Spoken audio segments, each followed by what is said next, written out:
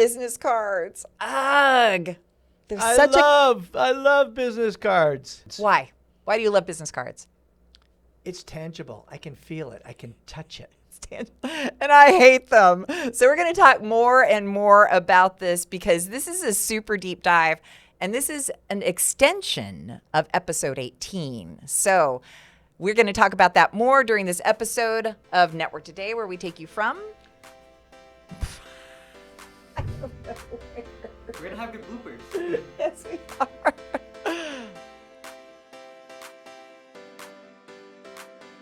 So, the business card. We're back talking about it. So, episode 18 with Susan Bryant was so insightful. And I remember her saying, why do we have to talk about business cards? Really? Is there that much? Yes, there's that much. Why? Why is there that much, Rob? Well, here's the surprising thing about that episode, Sheryl, is the fact that when she started out, she's saying, no, I don't give my business card out. Then as we got more into the episode, you got your point of view, I had my point of view. She finally says, when you asked her the question, do you still need a business card or do we need to go digital? She said, it's both. That's right. So that's why it's such a conundrum. It's a conundrum. It is a conundrum. And I just have to scratch my head. So one of the reasons I was hoping that we could address this again is because I just got done at a mid-market professionals event, and we actually did a whole roundtable discussion. I bet we had 70 people in the room all talking about business cards. And can you believe it became like a heated debate? It was almost like watching the Tories and the whoever, right, fighting in the parliament. So it was really hilarious, but everybody has a point of view. Yes. And it's all an important point of view. And so I had some great takeaways from that, but the truth is that we have to have something to provide people so that they remember how to get in touch with us. Yeah. Right? No, absolutely. But then, I'm going to take it a step further. I'm going to kind of dive deep right now in the sense that, you go to my desk right now, and I've got over 200 business cards on there, but I've got them in stacks. And I have a system here, Sheryl, where I've probably got 20 cards that are around my planner. Mm-hmm. And what do I do with that is that it gives me the opportunity because I met them at a networking event. I've got their card. Mm-hmm. But maybe the timing's not right to call them. Maybe I'm still trying to figure out what my approach is going to be from a strategic point of view. But they're right there. I can see them. And I see them like just about every day because I go through them. So it's then I'm really developing these new leads, these new opportunities, and they're not hidden away in my CRM on my cell phone.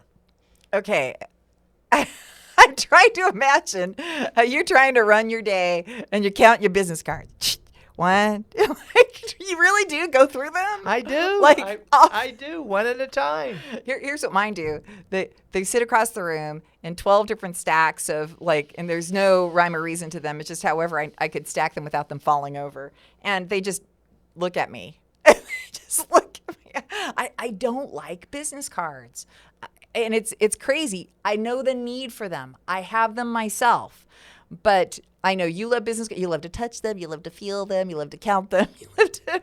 Hey, I'm going to challenge you here. Okay. I want to ask a favor. I Okay. want you tonight, go back, stare at those cards, grab a stack of 20, 30, 40, put them on your desk, and go through them one at a time. And I'm going to guarantee you, Sheryl, you're going to get 3 to 5 of those cards, or you're going to go, wow, I need to call this person. Okay, so this is where the deep dive comes in today, why we're back to business cards. Because what is going to make me look at a stack of cards that probably spans the last 3 months and say, hey, out of my 272 cards, I see these 13 cards that I need to call. What makes you call somebody on a card versus somebody who, maybe 2 people in the same business, the same industry, but you call one versus another? What is that standout point? Well, I think, again, it's the effectiveness of your networking at the networking group. Okay. And when you had a 5-minute conversation, a 10-minute conversation with them, you grab their business card.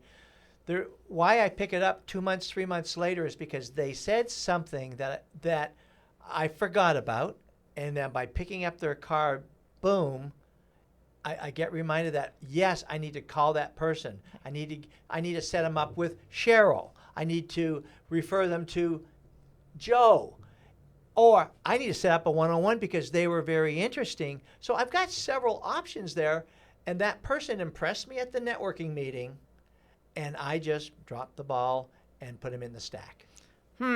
Okay, so I rarely remember that many details about multiple networking meetings over multiple weeks and months. So here's some things that came up during the mid-market professionals discussion. So let me just hit on some of the highlights. The card itself has to be clean, meaning super easy to read, easy to scan font. Yes. That's because for me, I scan it all in and then I toss it. So sorry if you're disturbed that I tossed your business card that you just gave me. The basic contact information needs to be on one side along with the logo or a picture. Okay. Right, depends. We'll talk about that here in a second. The flip side needs to have the services and a QR code. Everybody said that use the flip side. It's a marketing tool. Yeah. Don't leave it blank. Right. I thought that was really important that everybody, that was a 100%er. Yeah. Well. No lamination. Okay. Can't write on it. Can't write on it. And for me, I can't scan it. And I know people are, and there were some really beautiful cards. So don't get me wrong. I think they're super lovely. I think they're great looking cards. But doggone it, I'm saying some not so lovely words when I'm pulling out my scanner and I'm like, oh my gosh, I can't get the lighting right. So that everything comes in properly in my scanner. And then I have to go ahead and hand type it in. So that makes me crazy. And to your point, I never do this, but apparently quite a few do. White space for writing. So it needs to be on a mat, needs to be clean, easy to scan font, and white space for writing. Absolutely. So what do you typically write on your card? It'll be something, a key word that just reminds me of what kind of conversation we had. Okay. Like one-on-one. If I write that down, that means, yes, I need to book that fast. Or it might be, give a referral. I might know the person's name that I need to refer them, call Sheryl. So just very brief, but a key word. So then that's going to help me when I'm going to put that card down, maybe not look at it for a month or two, but when I pick it up, call Sheryl. Oh yeah, we were talking about Legal Shield, blah, blah, blah. I need to call this guy, or I need to do a virtual email between him and Sheryl. Okay. So yeah. Great point. I never do that. Because for me, I love to do LinkedIn. LinkedIn's kind of my e-card. Right. So we do our scan, and then I put in my notes section, hey, person, so great meeting you today, and next steps. Right. So that's how I do it. But it was interesting to see that in the physical business card that a lot of people do that. I think that's really important. Here's one of the things that I just have to say it. And again, people might be like, oh, Sheryl, I hate you. But don't be creative. On the business card, don't be creative. Make it functional. But if it's so busy with all this creativity stuff, people can't read it. This is one of the things that came up. Consider your audience. Like if it's a decision maker business card, do you know how many decision makers have at least glasses? At least glasses, right? At least a reader. Might be bifocals, might be trifocals, but we're not 25 anymore. So if you make the font so small, they can't read it, right? So if it's between you and another vendor and they're both like-minded, this is what somebody said there. They said, I'll go with the one that I can read. Yeah. No, absolutely. And I think, you don't have to have these crazy graphics and so on that take up so much space on the card that, you have to put in small font. But I think you still have to be creative, and there's other techniques. If you go to some of these like moo.com or vistaprint.com, go take a look at some of the designs of business cards that are very creative. I'm a believer in that you need to design a really good looking card. You want to stand out in the crowd. You've got 20 cards in your pocket when you come home and you put them down on the desk. The next morning you look at them. The ones that got a little bit of pizzazz to them, they're going to catch your attention. But you've got to follow the other rules that you just mentioned. Yeah. So it's a combination of both. It is. So I was going to say that while I'm doing the research for this business card episode, that actually the business card sites that came up on the Google had, for me, the worst cards for scanning. So again, it looks really pretty and it looks really creative, but they have it like a half black, half white background, and then they've got white font on the black and black font. I can't scan it. No. It's unscannable. Totally agree with you. Those Totally are some of the agree. things that just be conscious of what it is that you're doing and why you're doing it, who you're doing it for, and where it's going to go and what they're going to use it for. So, and to Susan's point, so going back to that episode, and if you do go to that episode, just dial forward to the 14-minute. That's when we start our discussion with Susan, as it was so pivotal. It was so really good, but be conscious of who you're giving it to. So you might consider having 2 different kinds of cards. One's a decision maker card, right? Yeah, absolutely. And then, and even a third one, which I think Susan or you that brought up, was you have a special business card for networking events or trade shows or whatever. So again, it really started after watching the episode again. It got me really thinking of, again, looking at my business card and some of the improvements I need to make on it, because that is, again, you're creating that first impression, which is huge. Yeah. Huge. So I'm going to give you another episode, and I don't remember the number of it, but it was Lost Loot with Tom Allen. Right. And it happened in this year. So it was sometime early, I think, in Q1 of 2023. You'll see Lost Loot with Tom Allen. And his whole beef, every time I see him, he's got another story about somebody who didn't have a business card that he says, I want to get in touch with them. I want to do business with them, and I can't, because they didn't give me a business card. They lost out on that opportunity. Yep. So that's where a business card really comes in handy. The digital business cards, I don't know where that's going to go. Honestly, I don't see people using those even after, I think they were really big for about 2 years, and I don't see them at all. Yeah. Short of just the LinkedIn QR code. Right. Really. So that's all I see. But the Popple, Hi Hello, Blink, what was the other? Anyway, there are quite a few other ones. But they go into your database of just all of your contacts on your phone, and you can never find them again. So, yeah, I mean, exactly. Yeah, I mean, they definitely have to make some major improvements on the digital card. But again, like what you said earlier, the QR code with LinkedIn is kind of my digital business card. Yep. So I want to ask you a question: picture or no picture on the card? Especially since you're one who likes to go back and touch the cards again, feel them, and play with them, and lay them out. I think it depends on the industry you're in. Mm-hmm. When you're in real estate, yes, you need the picture. My industry, my picture is not important. It's maybe my product, something about my company that I would do it. I don't need it for myself, personally. But yeah, there are definitely certain industries, especially maybe a lot in the B2C world, a lot of retail business, those types of professional services, real estate, maybe a CPA. Consultation, yeah. People who are consultative, or who, so this came up too. Would I put a picture on mine? I put it on the back side. I'm not sure I do that again. I might put it on the front side and see if I like that better. I like having a picture there, and here's why I like it. I resisted that for a long time because it looks so real estate, like you're just a real estate agent. Every real estate agent has their picture on there, and I'm certainly not. But when somebody has forgotten you, right, it's been months, and then they see the card and they're like, oh, yeah, and then they see the picture, and you connected on LinkedIn. Now you've got this marketing connection. Absolutely. Right? No, I totally agree. I mean, good branding there. I think I'm lucky in my company, Purple Cow branding, that kind of has a pizzazz to it. And typically people, remember me from the Purple Cow branding logo. Mm-hmm.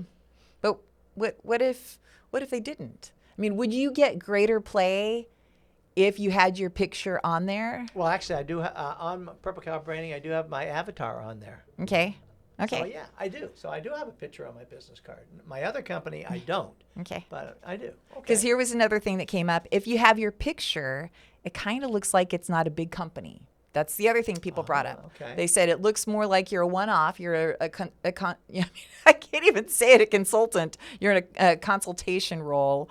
And if you don't have it on there, then you're branding the whole company, and it makes the company look better without your picture there. That's I agree with you there. And that for me, like my market is small businesses, so I can get away with an avatar, I can get away with a photo, And what, but I think again, what I picked up from the watching the episode again was have 2 or 3 cards. I'd never thought of that before, Sheryl. Yeah. So now my mind is being creative here of what type of event I'm going to, who's my audience, and I'll bring out that business card. Yes. So here's an article that I pulled up from iBerkshires.com. Hopefully we can make this link available down here in the YouTube channel. But it was called Are Business Cards Relevant in 2023? And it talks about, I think this is really important. It's a great marketing tool. It's a most cost-efficient marketing tool you can have. Mm-hmm. And what they talk about here are the things that you can use it for. Okay. So if you want to have multiple business cards, networking events, have one card for that. And maybe it goes to a Calendly link. Right. We talked about a booking link. Meetings and presentations. So if that's the case, then maybe you want them to go to a maybe a worksheet or workbook page. Right. Trade shows and social gatherings. So maybe you've got a different page or a different site that you send them to. Maybe that's a LinkedIn. Right. Maybe that's where the QR code takes them. So I thought that was really interesting, and I think we should both get multiple business cards. Yeah. And then we'll have another follow-up to this. No, absolutely. I think that's my takeaway is the fact that I need to look at how many, is it 2, 3, or 4 different business cards? Mm-hmm. Absolutely. And one of the things that came up a lot during our mid-market professionals roundtable discussion about this was that if you have a business card and somebody else doesn't have a business card, decision makers look more fondly.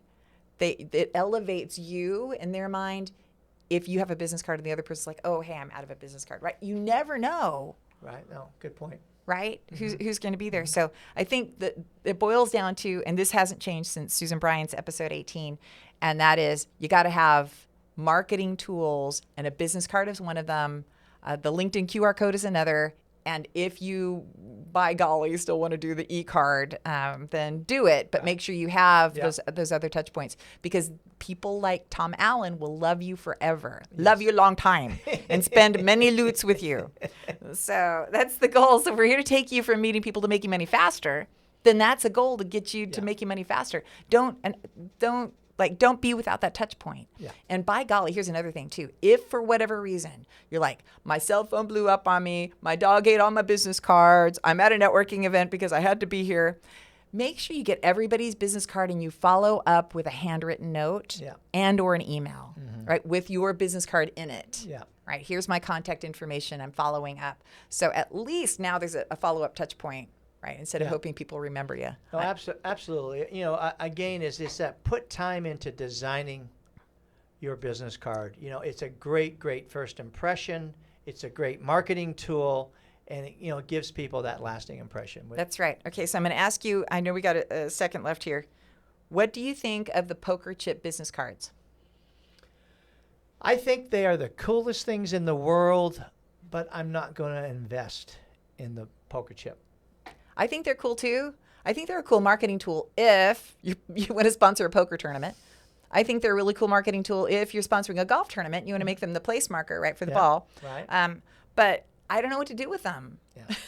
I don't know. I can't stack them up with all my other cards that are staring at me. I can't scan them in. And most of the cases, they don't have a QR code that's legible. Right. So anyway, just a thought. Here's my action item. Can I give you my action item? Okay. And then I'll ask for yours. The action item is find a pal or 2 or 3 to shop your business card concepts with before you actually commit to printing them. That's you stole my idea, so it's obviously it's a great idea, Sheryl. Don't cop out on that one. Absolutely. But spend the time. Don't just rush through it. 5 minutes, you're ready to send it off to the printer. No, I like exactly what you did. Round up a couple of your buddies, your networkers, your close advisors, and really spend the time putting it together. It's very, very important. And those people should be good at what they do. So don't get the ones that have the bad ones. Get the ones that have the good ones. All right. So we've got an amazing, I'm so excited about episode next week. Yes. So you want to stick around for that. You also want to like and subscribe down here please, because we love you for that as we're trying to build this channel out. And then we're going to have some big announcements coming up here in just a month or so, maybe sooner. Absolutely. And I'm going to leave the audience with a book I got called The Business Card.